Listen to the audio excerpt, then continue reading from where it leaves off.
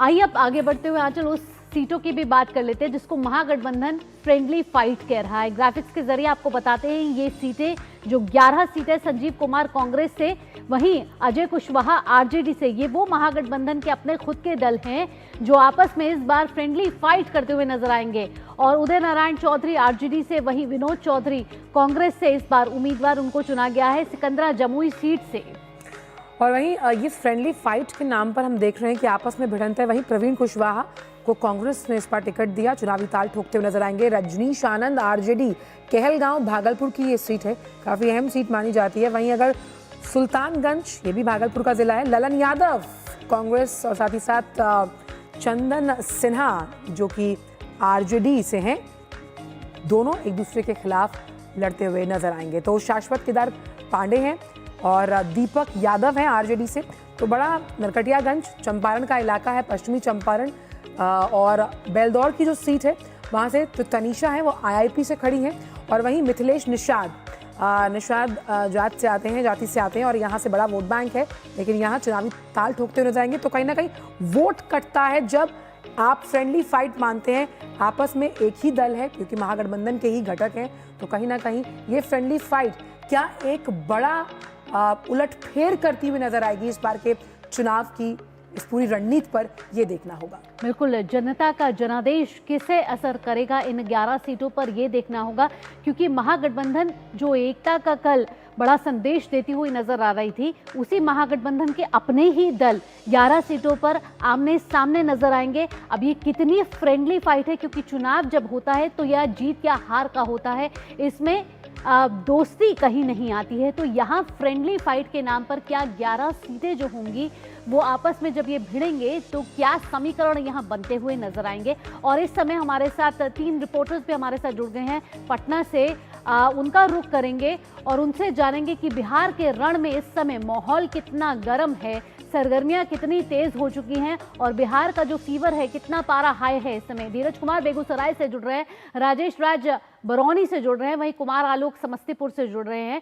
कुमार आलोक के पास सबसे पहले जानना चाहेंगे समस्तीपुर से। कुमार, जिस तरीके से कल महागठबंधन ने बड़ा शक्ति प्रदर्शन करते हुए अपने मुख्यमंत्री और डिप्टी मुख्यमंत्री का चेहरा, उम्मीदवारी, दावेदारी पेश की है, क्या एक तीर से कहा जाए कई निशाने यहां पर साधने की कोशिश की गई है?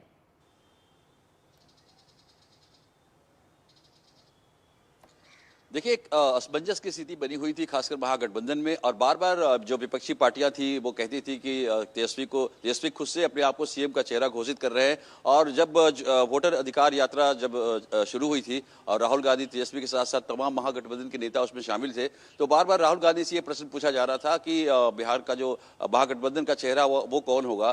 तो राहुल गांधी इस चीज पर मुकर जाते थे, इस प्रश्न का जवाब नहीं देते थे। लेकिन वही तेजस्वी यादव से जब बात होती थी कि भारत में अगर गठबंधन की सरकार बनती है तो प्रधानमंत्री का दावेदार कौन है, तो तेजस्वी यादव कहते थे कि राहुल गांधी हैं। लेकिन राहुल गांधी ने कभी एक्सेप्ट नहीं किया कि, या कांग्रेस ने कभी एक्सेप्ट नहीं किया।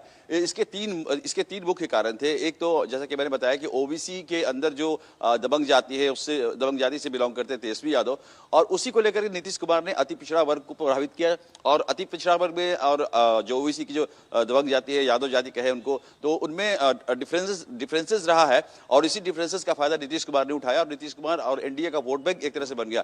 दूसरा कारण कि जब तेजस्वी को चार्जशीटेड है लैंड फॉर जॉब के मामले में, तो इसको लेकर के भी कांग्रेस और खासकर सीपीआई एमएल और वामपंथी पार्टियां नहीं चाह रही थी कि हम इनको मुख्यमंत्री का कैंडिडेट घोषित करें। और तीसरा जो सबसे बड़ा कारण था कि कांग्रेस नहीं चाहती, महागठबंधन नहीं चाहती थी कि अभी से हम इनको कैंडिडेट अगर घोषित करेंगे तो अति पिछड़ा वोट जो है, जो माले भी उस पर अपना कंट्रोल करना चाहती है, कांग्रेस भी अपना उस वोट पर कंट्रोल करना चाहती है। तो इन सारे कारण थे जो महागठबंधन असमंजस में थी। लेकिन आरजेडी ने एक तरह से दबाव बनाया, एक तरह से प्रेशर बनाया, और जो सीट शेयरिंग को लेकर के जो हंगामा हुआ, सीट शेयरिंग को लेकर जो महागठबंधन के अंदर प्रेशर हुआ और कांग्रेस को इस प्रेशर के आगे झुकना पड़ा, और आखिरकार अशोक गहलोत ने तेजस्वी यादव को सीएम का फेस घोषित किया। उसमें महागठबंधन के अन्य दल जो थे वो भी कल के प्रेस कॉन्फ्रेंस में शामिल थे, और मुकेश सहनी को डिप्टी सीएम का दावेदार बनाया गया। और अशोक गहलोत ने एक शब्द और ऐड किया उसमें कि और भी डिप्टी सीएम जब हमारी सरकार बनती है, महागठबंधन की सरकार बनती है, तो एक या दो डिप्टी सीएम और हो सकते हैं। और राजेश राज भी जुड़े हुए हैं हमारे साथ। राजेश, प्रधानमंत्री आज चुनावी शंखनाद को धार देते हुए नजर आएंगे जब हम बिहार की धरती की बात करते हैं, लेकिन ये सवाल तो मैं आपसे पूछ ही रही हूँ, लेकिन एक चीज़ और आपसे जानना चाहूँगी। आप बिहार की राजनीति पर बहुत पैनी नज़र रखते हैं, सबसे बड़ा गेम चेंजर फैक्टर इस बार के बिहार विधानसभा चुनाव में आपके लिहाज में क्या है?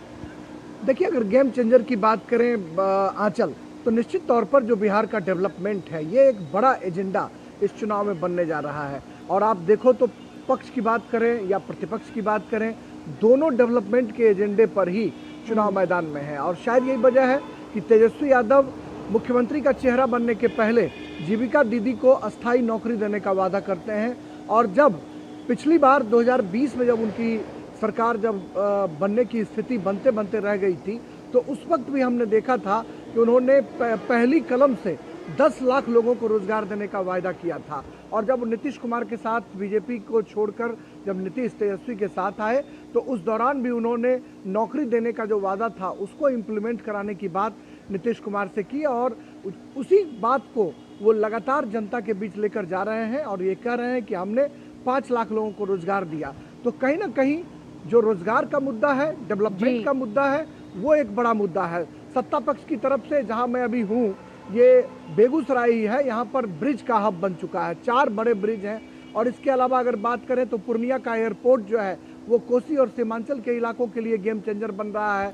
मधेपुरा का रेल कारखाना, छपरा का रेल कारखाना, इसके अलावा 4 लेन का जाल बिछ चुका है। इन तमाम मुद्दों को लेकर कहीं ना कहीं बीजेपी और एनडीए के जो लोग हैं, जनता दल यूनाइटेड के लोग हैं, वो इसी मुद्दे को लेकर जनता के बीच जा रहे हैं। तो तेजस्वी यादव भी डेवलपमेंट के मुद्दे के सहारे ही अपनी चुनावी बैतरनी पार करना चाहते हैं। लेकिन देखने वाली बात होगी कि जनता किसे आत्मसात करती है, किसे अपना सिरमौर चुनती है, ये तो पता चलेगा 14 नवंबर को, जब मतपेटियां खुलेंगी और जो चुनावी प्रक्रिया है वो पूरी हो जाएगी। लेकिन इतना जरूर कहा जा सकता है कि मुख्यमंत्री का चेहरा बनने के बाद तेजस्वी यादव का कॉन्फिडेंस निश्चित तौर पर गठबंधन के अंदर जो संशय की स्थिति थी, धुंध के जो बादल दिखाई पड़ रहे थे, वो एक तरफ छटा है और उनका कॉन्फिडेंस बढ़ा है। और वो अब एनडीए से मुख्यमंत्री का चेहरा बताने की मांग भी कर रहे हैं। तो मुझे लगता है कि एनडीए के भीतर जो हमले तेजस्वी यादव के द्वारा किए जा रहे हैं, उसका जवाब तलाशने की कोशिश बिल्कुल आज उसका जवाब माकूल तरीके से प्रधानमंत्री नरेंद्र मोदी अपनी जनसभा में देने की पूरी कोशिश करेंगे। धीरज जुड़े हुए हैं हमारे साथ बेगूसराय से। धीरज, प्रधानमंत्री नरेंद्र मोदी आज बिहार पहुंच रहे हैं और बिहार से हुंकार भरने वाले, पहली बार चुनावी जनसभा जो इस चुनाव की है उसको संबोधित करने वाले हैं। क्या वहां चुनावी माहौल है? क्योंकि बेगूसराय में देखा जाए तो पिछले 5 सालों में बड़ा बदलाव यहां देखने को मिला है। प्रधानमंत्री नरेंद्र मोदी को सुनने के लिए जनता आज किन मुद्दों पर प्रधानमंत्री नरेंद्र मोदी से सुनना चाहेगी, ताकि एनडीए में वो पक्ष जनता का उनके पक्ष में आता हुआ नजर आए? जी बिल्कुल, आपने सही कहा। आज लगभग 2 बजे प्रधानमंत्री यहाँ पहुँचेंगे बेगूसराय की धरती पर। और बेगूसराय के बारे में ये कहा जाता है कि ये बिहार की वित्तीय राजधानी है, रामधारी सिंह दिनकर की जन्मभूमि है। तो जाहिर सी बात है यहाँ के जनता में एक लालायित है यहाँ की जनता प्रधानमंत्री को सुनने के लिए, प्रधानमंत्री को जानने के लिए। और बेगूसराय के बारे में ये कहा जाता है कि श्री कृष्ण बाबू ने इस धरती को सजाया संवारा, इस क्षेत्र को, इस शहर को औद्योगिक राजधानी बनाया। और श्री कृष्ण बाबू के बाद अगर कोई ऐसा नेता है जिसने बेगूसराय को दोबारा औद्योगिक क्षेत्र में एक तरीके से तेज रफ्तार दी, या कहें कि औद्योगिक रूप से इसे विकसित करने का काम किया है, तो वो प्रधानमंत्री नरेंद्र मोदी हैं। और बीते सालों में प्रधानमंत्री यहाँ की 4 बार यहाँ की यात्रा कर चुके हैं, यहाँ के लोगों से संवाद कर चुके हैं। और जहाँ तक यहाँ के लोगों की बात है, तो यहाँ के लोगों को प्रधानमंत्री से काफ़ी उम्मीदें हैं, काफ़ी उनकी एक उम्मीदें इस प्रकार से जुड़ी हुई है कि जो बेगूसराय की औद्योगिक इकाइयाँ ठप पड़ गई थी, या जो औद्योगिक इकाइयाँ मरने की कगार पर थी, उसे दोबारा जिंदा करने का काम प्रधानमंत्री नरेंद्र मोदी ने किया है।